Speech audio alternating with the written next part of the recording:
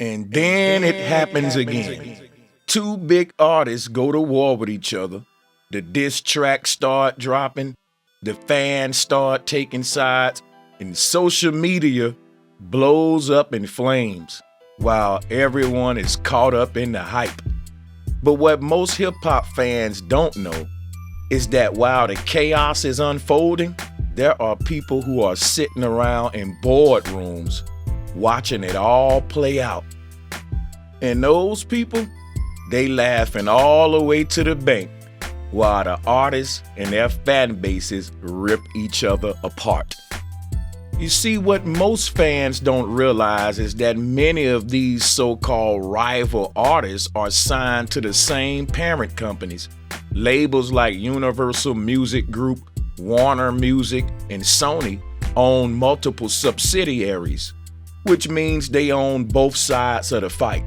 When two artists under the same umbrella start beefing, it doesn't hurt the label, it boosts profits on both ends. For example, when Drake and Meek Mill were going at it, their streams skyrocketed. Their labels, both tied to Universal Music Group, saw a massive surge in revenue. Every diss track, every social media post, every interview discussing the beef translated into more money for the machine. But did the artists truly benefit? Or did they just become pawns in a game much bigger than them? Because oftentimes, an artist will have everything to lose when it comes to this one battle that will end up defining their whole career. For example, Drake got a long list of hits and bangers. He dominated the billboards for years. But when he lost the rap battle against Kendrick Lamar, it almost defined his whole career as a loser. So these rap battles ain't really a win for the artist all the time, but they're a win for the label all the time. And another example is LL Cool J versus Cannabis. That battle defined Cannabis' career. To this day, he's known as the guy who lost against LL Cool J. Most people never heard of his albums or his music. And if they really listen to Cannabis's art, he's very talented and he is a very respected MC. But most people will never know that, especially the young generation. Ja Rule was very talented. We can say he was probably the Drake of his time, the way he was dominating charts. And he had this slyway R&B approach like what Drake got. But his entire career was summed up the moment he went to war with 50 Cent. It was over for his career. So in hip hop, you can have an entire body of work that you think is going to sum up who you are as an artist. And all of your work can be thrown out the window if you lose one battle. Now let's take it back to one of the biggest tragedies in hip hop history, Tupac versus Biggie. The media fueled the East Coast versus West Coast rivalry, but behind the scenes, their labels Death Row and Bad Boy profited from the spectacle. See, Death Row's CEO Suge Knight openly encouraged the beef, using it as a marketing tool. The results, multi-platinum sales for both artists. But again, we all know what this led to. Two legends lost, and an industry that moved on like it was just another business transaction. Fast forward to 50 Cent versus Ja Rule. 50's rise to fame was largely built on dismantling Ja Rule's career.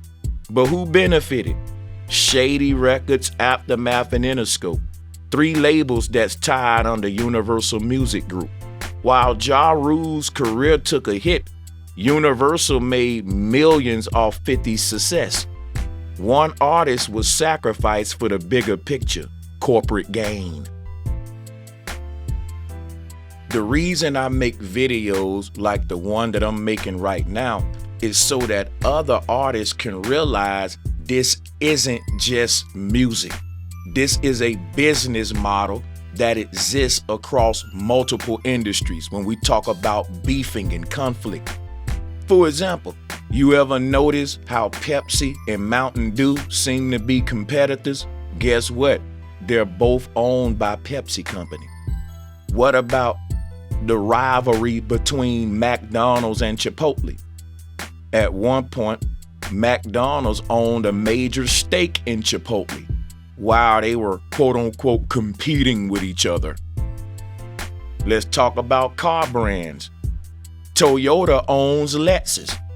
Volkswagen owns Porsche, Audi, and Lamborghini. They create different brands to appeal to different markets, but all the money flows back to the same pockets. So you will see a commercial between two competing vehicles, and you may not know that they're both under the same brand. Another reason I'm so passionate about making these kind of videos is because I like to show how social engineering exploits our desire for conflict. We're wired to be drawn to conflict. Social engineers and corporate strategists understand human psychology better than we do. They know that nothing grabs attention like drama, war, or rivalry. Now, a person may say, why are we wired to be drawn to conflict? From the moment we born, every ideology that they program into us is a this versus that situation. God versus the devil, nerds versus bullies, as if nerds can't be bullies. Because if you think about the people that's running the world and ushering in the digital technocracy on humanity, with AI policing us and etc., these are nerds that are also bullies. They want to always give us a left versus right or this versus that, so we can't see the full picture. We can only see the left half of the picture or the right half of the picture. Because if we see the full picture, we will see that it's in the same frame. And that's to say, if we focus on the left wing or the right wing, we will forget that they're attached to the same bird. And this is basically the foundation of how our desire for conflict is exploited, keeping in mind that our desire for conflict was already pre-programmed into us from the moment we were born. And as we grow up, this is nurtured and fed and fueled. From reality TV to sports rivalries to celebrity feuds, we're constantly being fed carefully crafted conflicts. Why? Because attention equals money. The more emotionally invested we are, the more we engage. It's that simple. The more emotionally invested we are, the more we engage. And the more we engage, the more money they make. It's a cycle, and it's designed to be never ending. The same strategy is used in politics and war. Oh yeah, if you think it's only about music and business, think again. This strategy extends to politics and global conflicts. Just like labels control both sides of rap beef, major financial institutions and shadow organizations fund both sides of political rivalries and wars. Did you know that the same banking families that financed the Allied forces in World War II also funded Nazi Germany? War is the most profitable business on the planet. The weapons manufacturers don't care who wins, as long as there's a war to supply. The same way labels don't care who wins a rap beef, as long as the streams keep coming. So there are several corporations that benefit from war. They equip and fund both sides of it. They don't care nothing about the bodies that's dropping. It's about the opportunity to profit. So no one cares who wins these beefs when you at the top of all of the chaos. Only the sheeple get emotionally invested because we're the consumer. And your emotional investment in these things is why you're gonna go buy the album, is why you're gonna buy the merchandise associated with what you've invested all your emotions in. And we have to admit, we are all programmed consumers. So what about politics? Corporations donate to both Democrats and Republicans. It's not about ideology. It's about control. As long as the people are divided, the elites remain untouchable. They create false enemies so we never recognize who the real enemy is. So what should we take from all this? Simple. Wake up to the game that they playing on us. The conflicts you see in music, business, politics, and war are not random. They are engineered for profit. The system thrives when we are distracted and emotionally invested in fake rivalries. Instead of feeding into the division, start questioning who benefits, who's making the real money, who controls the narrative. Because the moment we stop playing into the system, the moment we start thinking critically instead of reacting emotionally, that's when we can take our power back as we the people. To the people who say all beefs ain't staged, all beefs ain't fake, you're right, but most of them are. And the ones that are not, they are still exaggerated and instigated by the people at the top so that they can maximize hype, which will maximize ratings and money. Because as we mentioned previously, these conflicts keep fans emotionally invested while the business side keeps cashing in. So it doesn't matter if the beef is real or fake. What's real is that the beef is put in front of you because it's beneficial to some people at the top who are not emotionally invested in it at all. But you are. You're being played. This is the price of being a fan. Most fans are diehard consumers who are very much so emotionally invested in the thing that they're a fan of, and they will defend it with their emotions every day. They will put so much energy into it. So I prefer to put my energy in undoing this psychology, and I hope y'all appreciate my work. Let's move on. So to further drive my point home, I'm gonna make some more connections here. If you follow the culture, then many of you remember a while back, there were many rumors and many big stories surrounding a beef between Drake and Lil Wayne. Nothing really came out of that, but we find a lot of infighting on these labels because, again, beef benefits the label. And we know that Drake was signed to Cash Money, Young Money when him and Lil Wayne was beefing. And all of these are under Universal Music Group, by the way. So we see that UMG, they have this trend of just hella beef. Like all of the fighting that was going on during Making the Band with Puff Daddy, that was for ratings. If we trying to make millions of dollars together, how are we so mad at each other all the time that we can't get along? To the point we got to diss each other. We supposed to be artists on the same label, creating good art to help our label go up. If we focus on that and working together, coming up with good hooks and stuff, how are we ending up 70% of the time artists are just in these weird beefs that pop up right when they're both dropping albums? Because you got to think about this, people.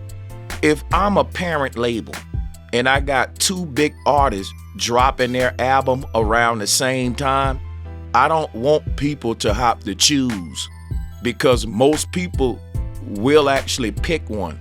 And the parent label can get around you having to choose which artist you're gonna buy or which artist you're gonna invest yourself emotionally in.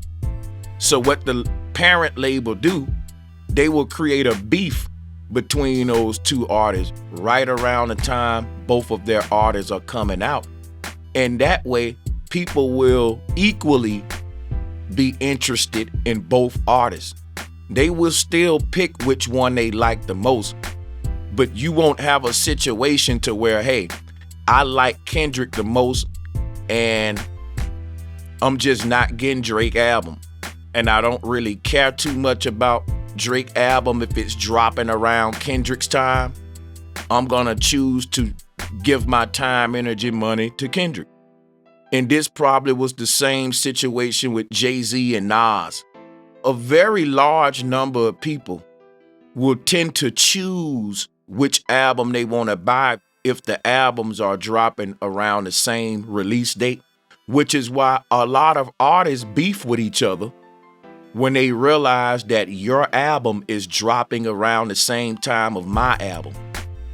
It's almost like a natural competition and a natural beef, but it's also prepped up and promoted by the labels because it's actually good.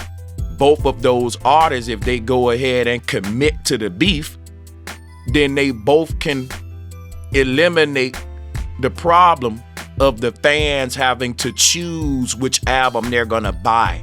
Because now the fans are saying, well, I gotta buy both albums now because I wanna hear his diss track. I wanna hear what he said about him and vice versa.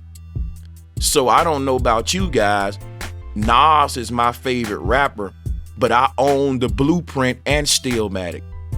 A lot of true hip hop heads, they're gonna have an extensive album collection, but the average American that's being confronted with two major artists will tend to pick one. And how you get around that, again, you just make those two artists beef with each other, and now that fan is emotionally invested in both sides, whether for good or bad.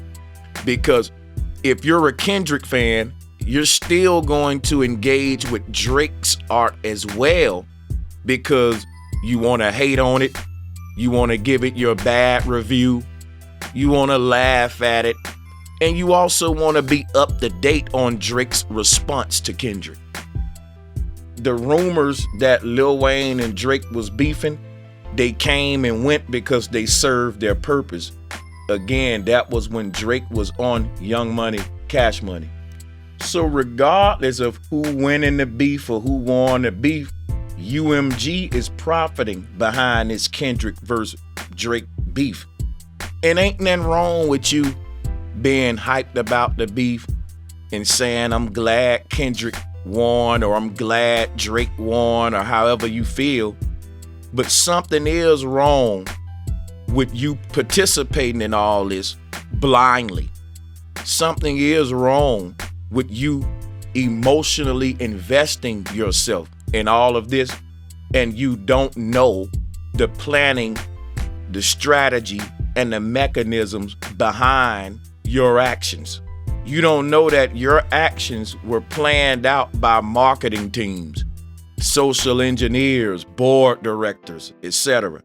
So they're not really your actions. They're your reactions, which are very predictable. And I'm not judging because I'm a hip hop fan and I've been there.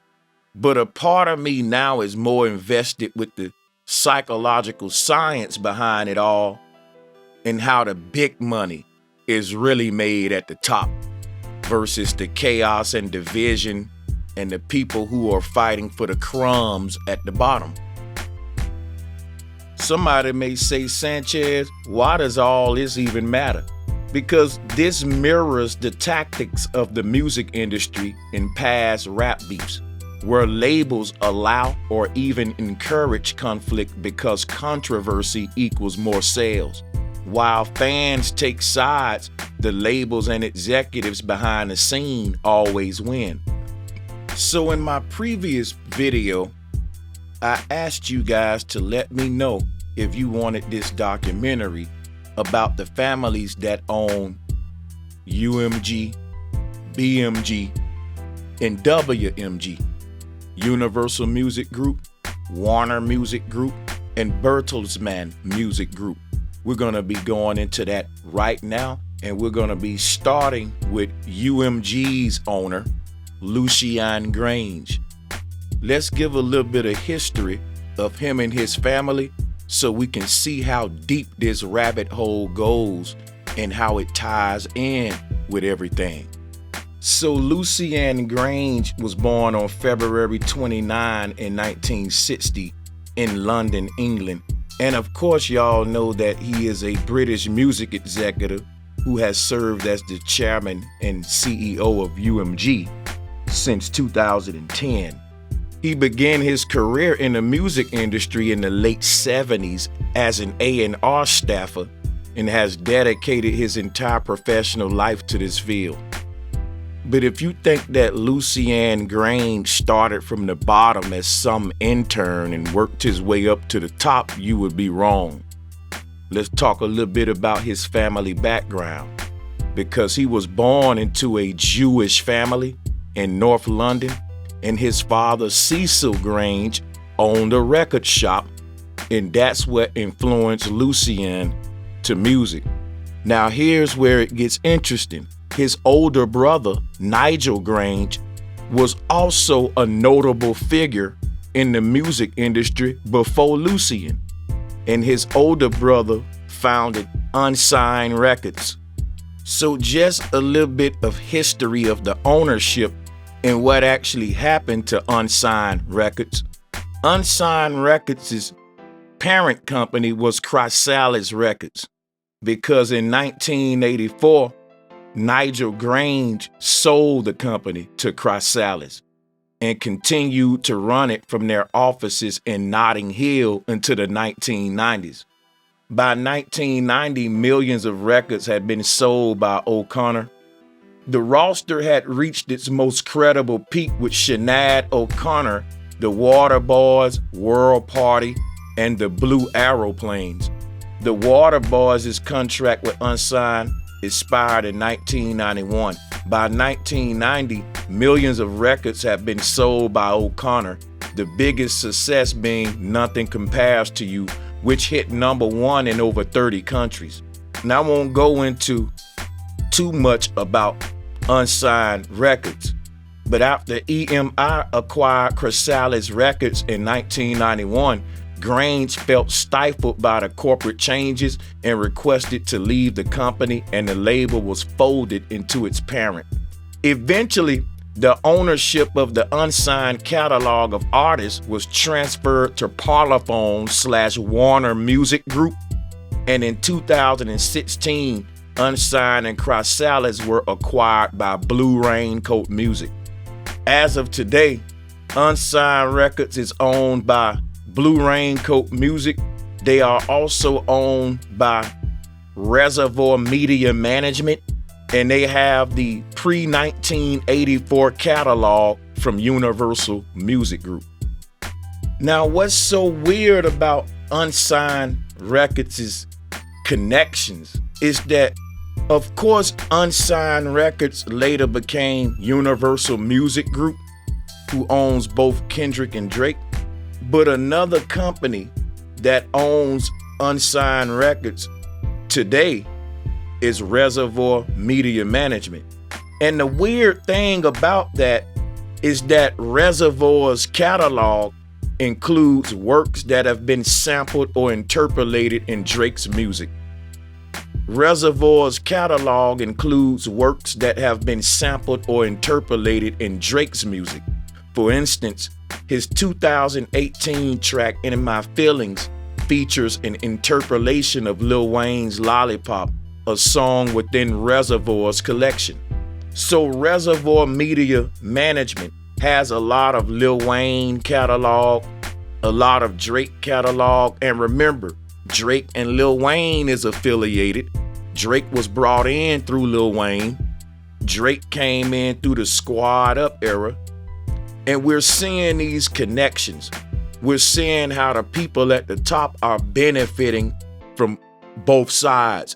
And it goes back to what I was saying. Drake and Lil Wayne had a little small beef, enough to create a rumor just for the ratings. This is done so much in the game. Another thing about Reservoir. Additionally, Drake's 2024 album, For All the Dogs, includes the track Screw the World interlude, which samples If I Rule the World, Imagine That by Nas featuring Lauryn Hill. Further sampling Walk Right Up to the Sun by the Delphonics, another Reservoir catalog piece. So you got Drake, Wayne, You got even Kendrick Lamar. They're being very careful on what songs their producers are sampling for them to rap over. Because if they do that, then what these label owners can do is recycle a lot of the songs from those old catalogs and bring them right back out in modern time and basically double dip. So if you ever wanted to know why they love sampling. Kanye West made sampling popular, but it was being done before him. He was inspired by many producers before him, just like myself. But they literally wanted producers to get more into sampling so that they can own more of the intellectual property versus producers getting into sound design and things like that. You just chop up a sample. But what that does, it takes old catalogs that's just sitting there that isn't relevant anymore. It isn't collecting any royalties like that anymore. And now those old songs can live on and they can continue to collect revenue as if they was just made. If a producer and an artist are associated with a certain label, they will try to sample a lot of music from that label's catalog. And that's what we see here. But see, it just goes to show you how everything is eventually connected. So a lot of Drake's music is owned by Reservoir Media Management. And what's so crazy about that is Reservoir Media Management is what became of Unsigned Records, which is Lucian Grainge's brother, who put him in the game. So you see here, people, the Grainge family has been eating off both Drake and Kendrick for a long time. And they was eating off Lil Wayne and Drake when them two was beefing. If we investigate a lot of these beefs, we'll find out that at the top, there are some Jewish families that are really eating good off of the chaos that they're seeding through their platforms. So, I mean, the small hats have a monopoly on mainstream media and broadcasting. So it doesn't surprise me that Lucian Grainge was born into a Jewish family. And that's really how he became the CEO of UMG. The music industry is controlled by small private families. They exist as corporate labels, but they are private families with their own agendas. Lucian's son, Elliot Grainge, has followed in his father's footsteps and established himself in the music industry as well. As of 2025, Elliot is poised to become the chief executive of Atlantic Music Group, part of Warner Music Group, positioning him as a significant figure in the industry and a potential rival to his father's company, UMG. Now think about that a minute, guys. Think about that 1 minute.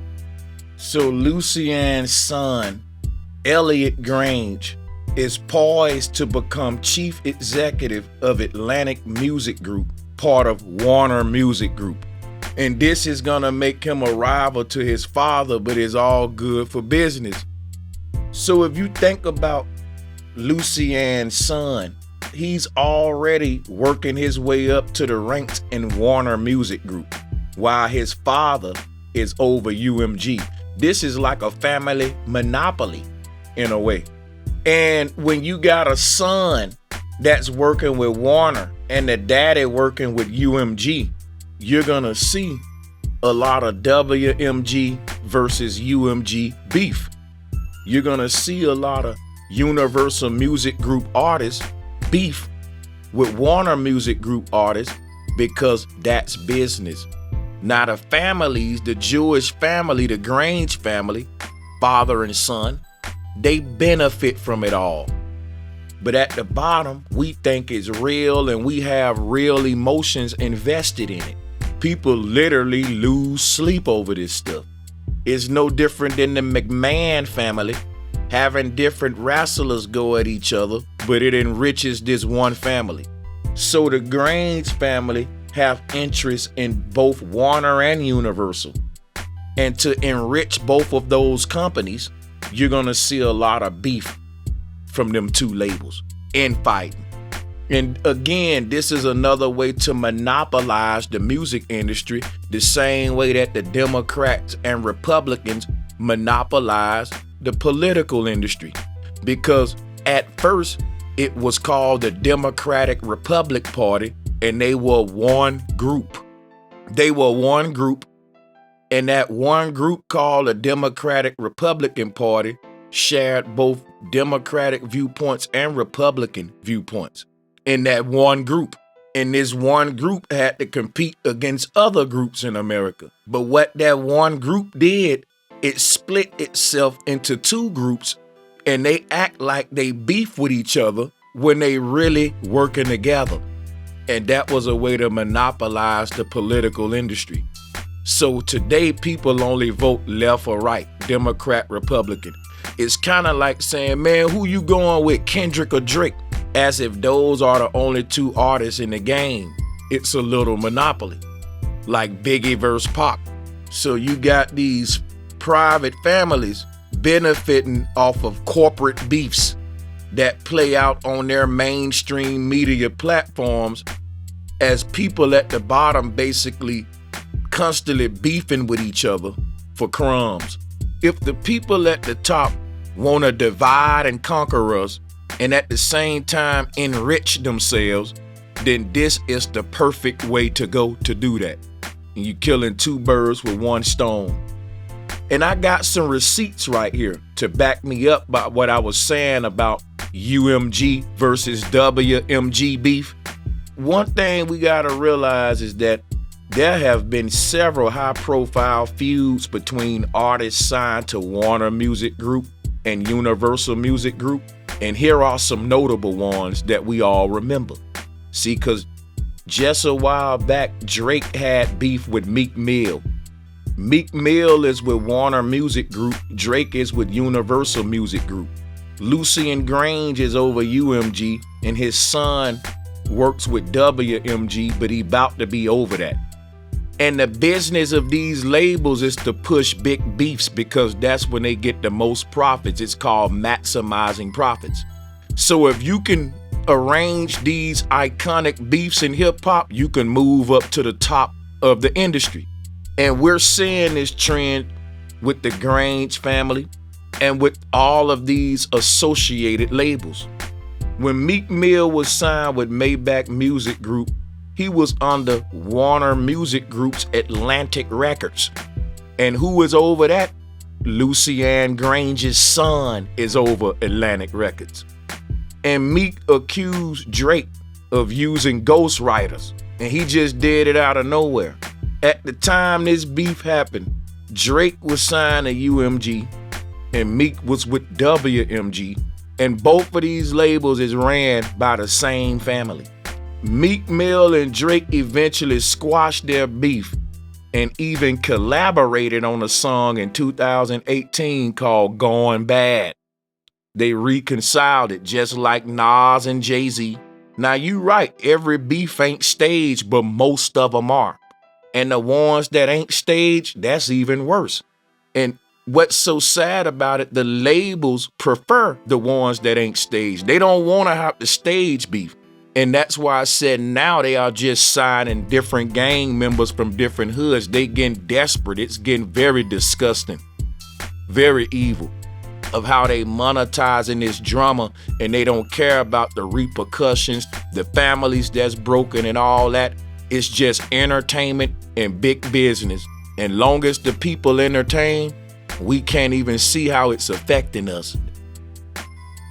This can't be all just a coincidence, because another big beef was Nicki Minaj versus Cardi B.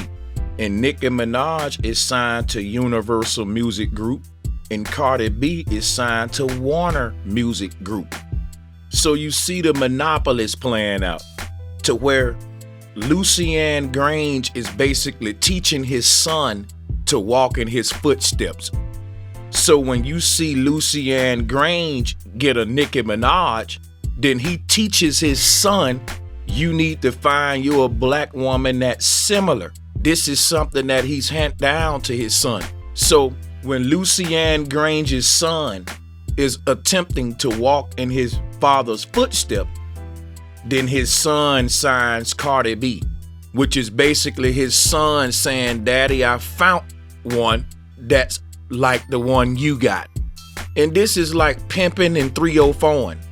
So what happens is when a pimp have two top-notch 304s, if he can keep them competing, it works out for him. Because if his two top-notch hoes is competing with each other, they ain't gonna be slacking on the job because they both gonna be trying to prove themselves more worthy. And they both gonna give the pimp the ultimate satisfaction because they're competing in that area too. If neither of the women care about competing with the other women, none of them will serve the pimp to maximum capacity. This is why labels love to keep another big artist on the label too, so that the artist that they're currently pushing won't get too comfortable. He always know somebody can replace him. And this also will lead to those two artists just having natural beef due to jealousy. But see, the label push that, they ignite that, they know that, and they want that to happen. So when people say, well, it ain't always staged, you're right. Sometimes it's planted, it's fueled, it's seeded. There are very many ways to manifest this. Either way, the intent, the agenda, the end goal, all of that is the same. It's a business marketing tool that, in my opinion, is kind of sinister when you think about it. Because I believe these artists could sell just as many records if they just did big collaborations. But Nicki Minaj was basically with UMG because she was with Young Money, Cash Money. And they had a rivalry with Cardi B, who was signed with Atlantic Records under WMG, just like Meek Mill's. And the crazy thing about that, Meek Mill's ended up getting with Nicki Minaj, which was his quote-unquote rival label, right? Versus him getting with, Cardi B, who was the female that was on his record label, who would have been the Nicki Minaj of his label. But it just kind of make me think that, yeah, this was all staged. The question you will have to ask is, we know that a lot of these UMG versus WMG beefs are staged so that the labels and the artists can maximize profits. But the question we gotta ask is, which ones is staged and which ones are not? And then this is what we gotta keep in mind. No matter how you answer that question with each beef, it doesn't take away the fact that it all benefits Jewish families. If you choose Kendrick, that benefits the Grainge family. And if you choose Drake, it benefits the Grainge family. We got to stop getting our emotions so involved and attached to these idols, in my opinion. And if you think it stopped there, I'll give you another one. Eminem was beefing with Machine Gun Kelly, and MGK was with UMG. So Eminem was with Shady, of course, Aftermath, Interscope, and MGK was with Bad Boy, Interscope. It's all Interscope, but MGK moved to Atlantic Records later, and they was beefing. So it's all within the Grainge family.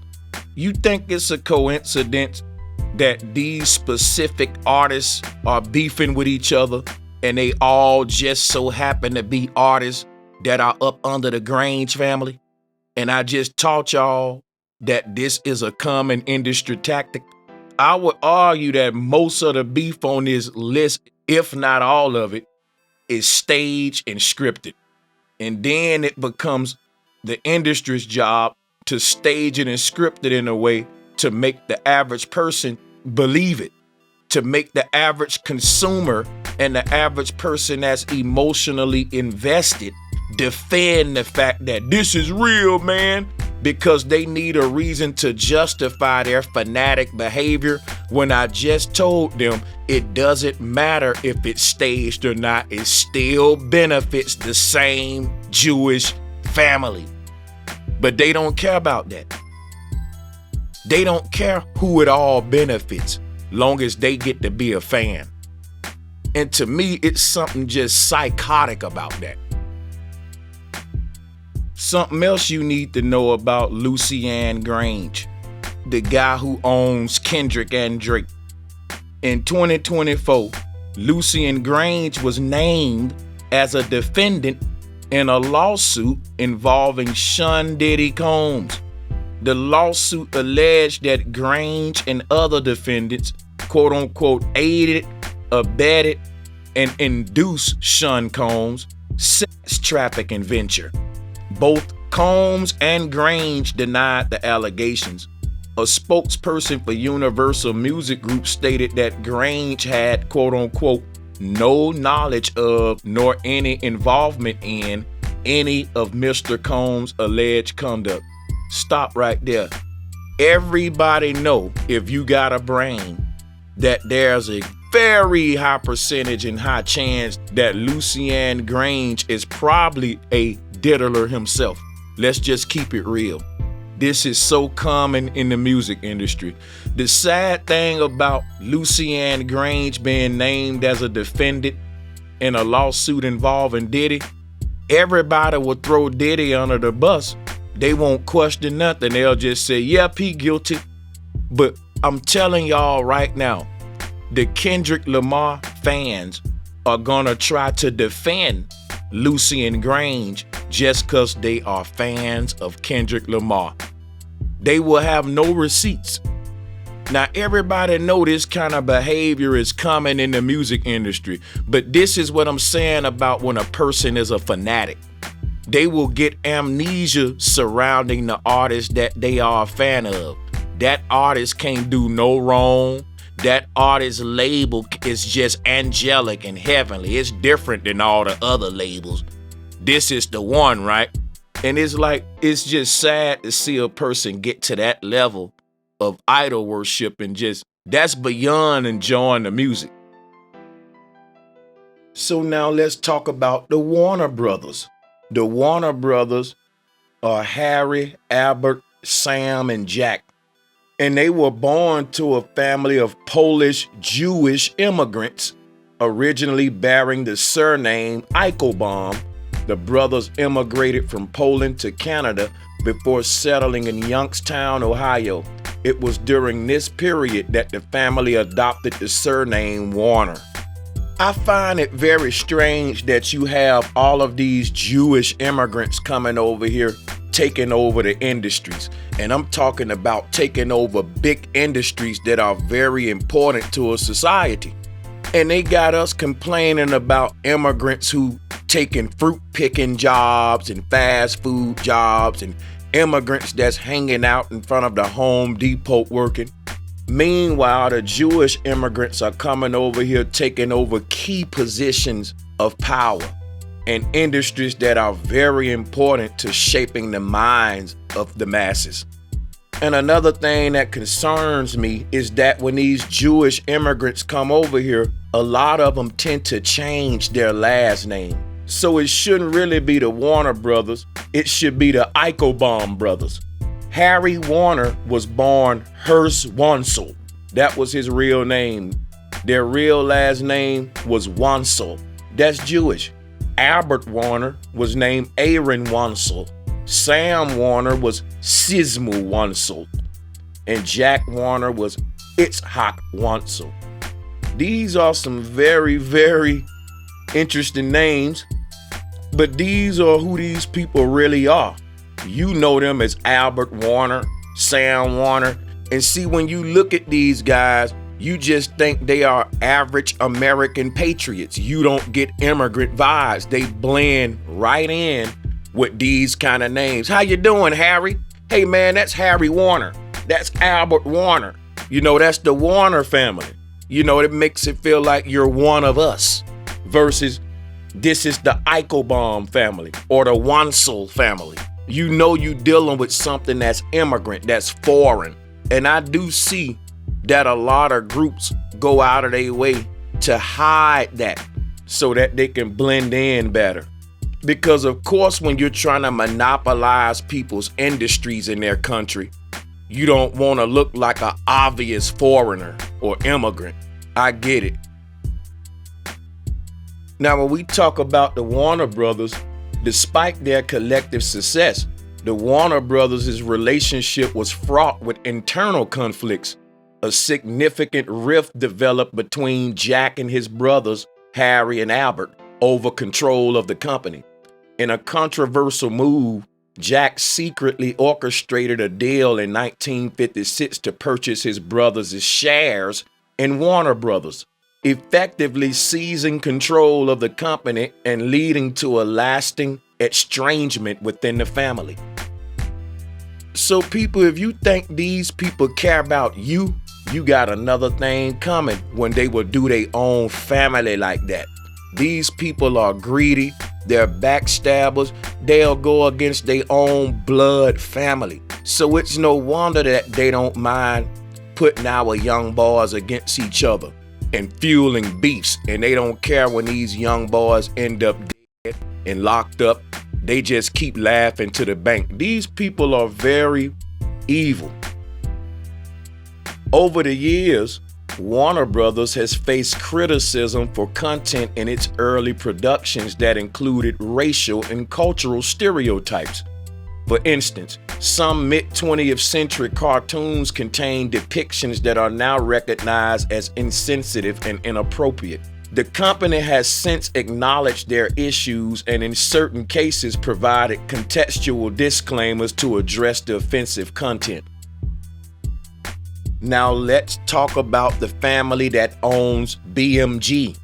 And BMG pretty much owns almost half of the artists in the music industry. They used to be a music company, but now they're focusing on other parts of the music industry. But who is this powerful family that owns BMG? Well, they're called the Mohn family of Germany, and they are of royalty. And for those who don't know, BMG stands for Bertelsmann Music Group. Now, the Mohns has been at the helm of Bertelsmann, which is a global media conglomerate, for over a century. BMG established in 1987 as a division of Bertelsmann, and it has played a significant role in the music industry. It is a very powerful company that can make or break an artist with its power. Don't y'all find it crazy? Here is another family that is Jewish. They are Ashkenazic Jews, the Mohn family. Everybody I've mentioned so far is Jewish. And these are immigrants that have came to America and they've taken over the broadcasting, the music industries, the film industries, because these industries are the direct gateways into the minds of the children, the hearts of the masses. This is how you control the people. A little bit more about Bertelsmann. It was founded in 1835 by Carl Bertelsmann as a Protestant publishing house. The Mohn family's association with the company began towards the end of the 19th century when Johannes Mohn married Bertelsmann's granddaughter, thus integrating the Mohn family into the business. And if you want to know just how royal the Mohn family is, they have their own family crest, and it is so prominent you can get you one off of Amazon, the Mohn coat of arms. This is a very historical and royal family, and it makes you wonder, why are they so interested in like the hip hop industry and black music and entertainment and stuff like that? You would think families this royal would be into bigger industries such as oil and all that. But the truth is that the industries that they're interested in, again, are the direct gateways into the minds of humanity. And that's very important. In 2008, BMG was sold to Sony. Sony is the label that cheated Michael Jackson and Prince out of their black wealth and royalty. These young artists give so much to these labels, and they're so talented. And these labels extract as much wealth out of these young guys, and then they do away with them, if you know what I mean. RIP to Michael Jackson, and to Prince. Another thing that I find crazy is that the Bertelsmann family, they got their hands into extracting resources out of Africa. They have all of these programs where they're talking about they're trying to help the continent of Africa. They have this 2063 agenda, and it's a long-term vision of ideologies or whatever where they have to help develop and transform Africa. So these music companies are making big dollars off of beef and exploiting young black artists, giving them pennies while they get the real big money. And they're taking that money to help colonize other areas in the world and use it to help power their manifest destiny agenda. So the same people that's dividing and conquering us in America are using the money that they gain off of our division to go and divide and conquer other people around the world. So in essence, we're not only just funding our own destruction with our ignorance and willful participation as pawns and consumers and program puppets, we're also funding the destruction of other people around the world and other innocent cultures.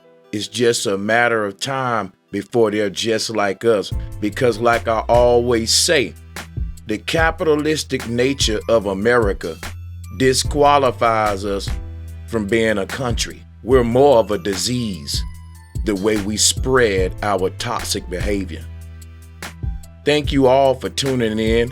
I hope that this video is shared and liked. I hope that you all get in the comment section and keep the conversation going. And we can ignore all of the fanatics that's gonna miss all of the valuable information in this just to keep defending their idol. We'll have to excuse those guys.